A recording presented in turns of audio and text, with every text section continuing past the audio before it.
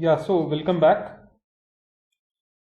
Let's continue our discussion on graphs. In the last video, we were talking about graph closure.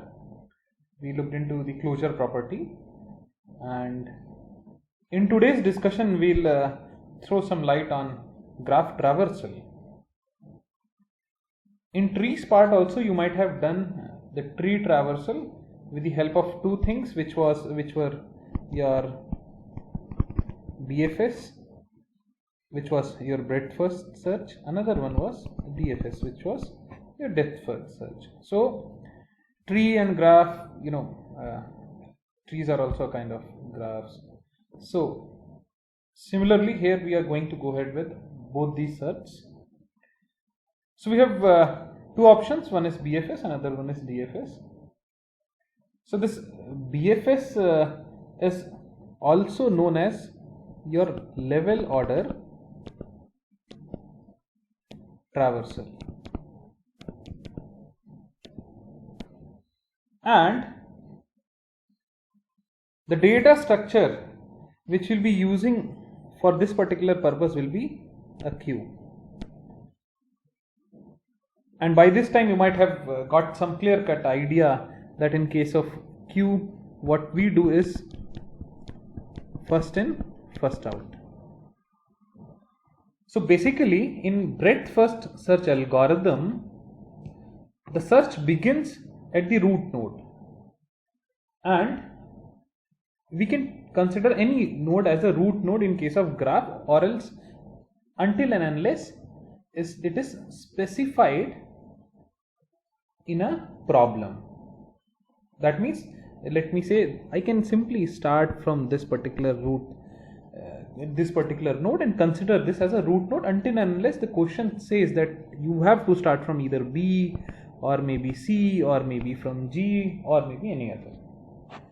So we'll be starting from the root node and we'll start exploring all the neighboring nodes. So when we go for these BFS and DFS, so there are two things. One is traversal, which you already know, and another one is your exploration. That means we see that who all are the neighbors of a particular node.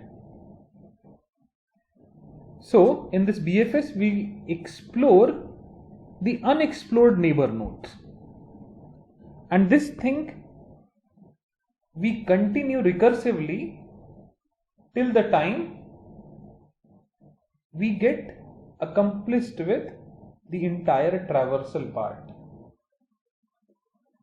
From this particular example, things will be much more clearer. So in this particular search, what we have is, let's say we are taking this particular node as the root node, and we'll be having two things. One is your queue, that means what all will be the intake of the queue. Another one will be the traversal sequence.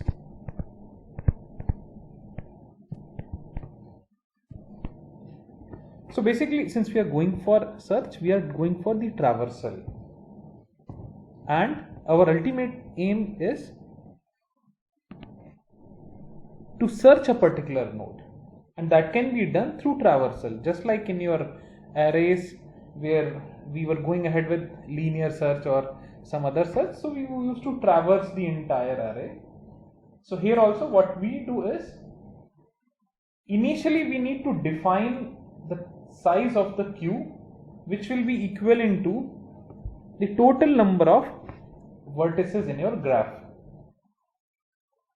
and we'll be selecting any particular vertex as our starting point for traversal, and then further we'll start visiting all the non-visited adjacent nodes only, adjacent vertices, and we'll keep on sending it to the queue. Let's see with the help of this particular example that how it is done.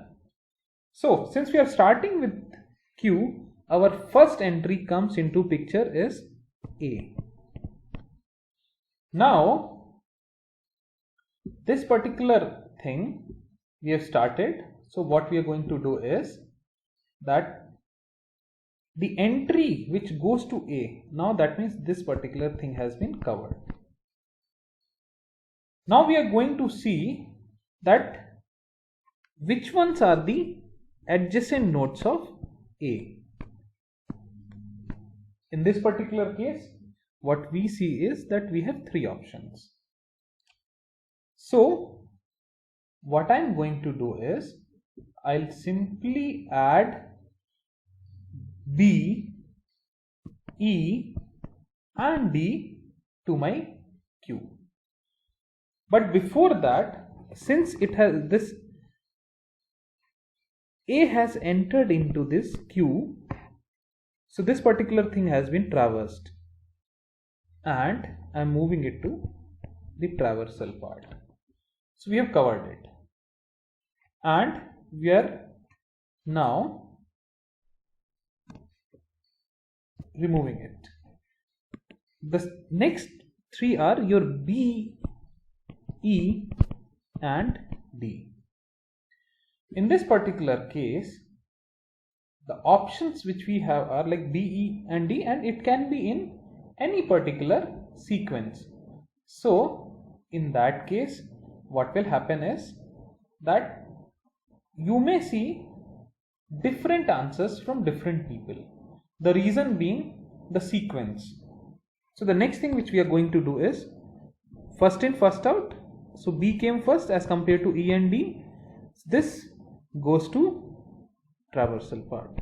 Now since we have explored B, we have traversed B, so we'll explore that who all are the neighbors of this B. So we have this neighbor A, which is already covered, right? So I don't need to take care of.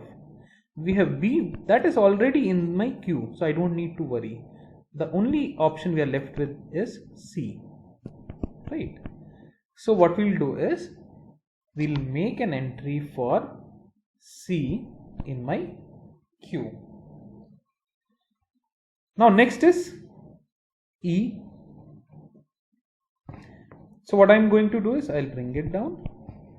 My E goes from here and E comes to this part, right? Let me change the color. E becomes this. Now next is D. I'll explore. So we need to, since E has been covered, so we need to explore E. So the neighbors, I have C already covered. Neighbors D I have already covered. I'm left with F. So I'm making an entry of F here. Next is this goes down. And what we are left with? We'll see the neighbors. I mean, after bringing D to the traverse part, what I see is neighbors already covered. So I'll explore now C. I'll bring this down. So what I have is I have G, I have F. F already covered, right? So I'll add G to this part. Now I'll bring F down. I'm left with G. I'll explore this G. I don't see anything else to be covered because C is already covered, F already covered. I'll bring this G down. Now, so this process continues till my Q becomes empty. So when you are writing the algorithm, you know where to stop this breadth first search. So what we are getting is, from this traversal, the sequence I'm getting is A, B, E, D, C, C, F and G. So this particular thing is also giving me a spanning tree. What the spanning tree is, that we'll talk about separately, but since we have covered this, so let's explore this particular thing as well. So the spanning tree which I am getting here is something of this sort: A, then B, then I have E, I have D, then I have C,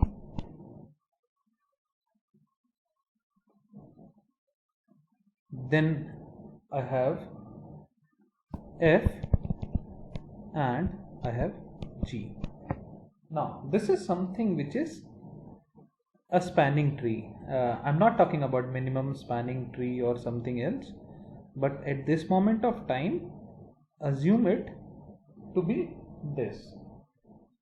And since we may get a different sequence for this, just because considering which neighbor to be considered first, that means which neighbor node to be entered into the queue first, I may get a slightly different spanning tree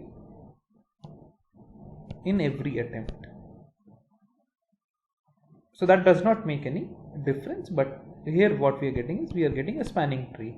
Later on we talk about weights or the cost, then we look for a minimum spanning tree. That we'll talk about, that we'll study in our next videos. But as of now, what we have covered is your breadth first search. From there we have got a spanning tree. Another thing to add to this breadth first search is that you might have a question that where actually it is used. So BFS and DFS both have a lot amount of practical usages. The simplest one can be to find all the connected components in a graph, and that will give me an idea that which one is a particular node which is not connected and it's an outlier. And then finding all nodes within an individual connected components can be the thing. And if suppose weights are there, if my weights are there, I can go ahead with finding the shortest path as well. That particular discussion we'll have in our next few videos. So this was all about BFS. Now let's talk about DFS. Now the depth first search algorithm will work by expanding the initial node and then covering all the nodes until my goal is achieved, and goal is that I'm looking for a particular node. The difference between BFS and DFS is the usage of stack instead of queues. So when we are talking about stacks, so you might have got an idea that this will deal with LIFO, which is your last in, first out. The first thing which you are supposed to do is, I need to define a stack and the size of the stack will be equivalent to the number of nodes once again, just like in the queues also. And if suppose it's not specified, I need to select a particular vertex as my starting point. So in this case, what I can do is, I'll use this particular node which is A. So here what we have is, we have a stack and then we have the result which is the traversal result.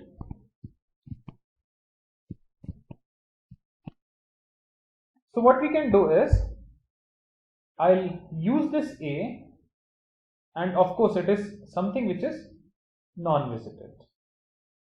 So what I'll do is I'll push this to my stack, and then what I'll see is that I have several options. I have this, I have this, I have this. So I'll take another one. So what I'll do is, once again, I'll see that whether it is visited or not.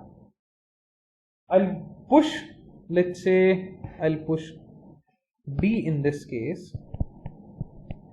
So I have covered this, I have covered this. Now I'll explore the neighbors of D, that means the adjacent vertex of D. So I'll see that A is something which is visited. Now I am left with E. So what I'll do is I'll push E.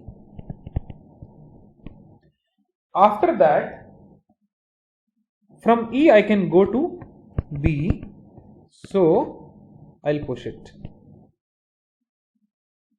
Afterwards, what I see is, let me make a bigger stack, and from B I'll explore C because neighbors are A, which is covered, E covered, so I'm left with C. From C, once again I have options to move to G or F or B or E, and B and E I have already covered, so I'll go to F. So I'm adding F here. From F, the only option I'm left with is G. So what I'll do is I'll push this G. So this process continues till the time all these values are covered. That means all these values are pushed to this stack. And since now there isn't any new node to be covered or the vertex, so in that case what we'll do is we'll backtrack. That means we'll start popping the elements from the stack. So what I'll get is, I'll get G, I'll get F, I'll get C, I'll get B, I'll get E, I'll get D, and then I'll get A. And that means the popping is done till the time no new element is left. That means my stack becomes empty. That would be the end of my DFS traversal. And once again, let's see, if suppose my sequence was from G to F to C to B to E to D to A, then what resultant spanning tree I am going to get? See, once again I am saying spanning, not minimum, because the weights are not there. So we'll start with G. Next is F.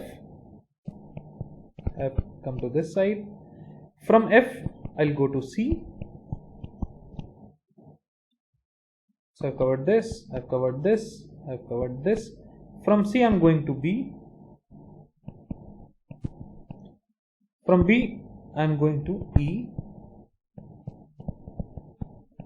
From E I'm covering D. And from D I'm covering A.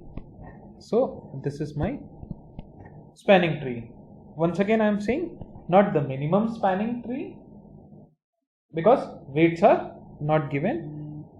So what changes we saw is that instead of using Q, I am using stack in case of depth first search. Looking at this, what we can comment is that the space complexity of my depth first search is comparatively lower than the breadth first search. And this particular DFS is also said to be a complete algorithm.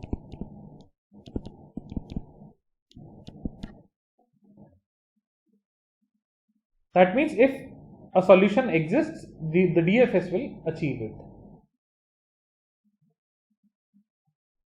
It only fails in case of your infinite graph.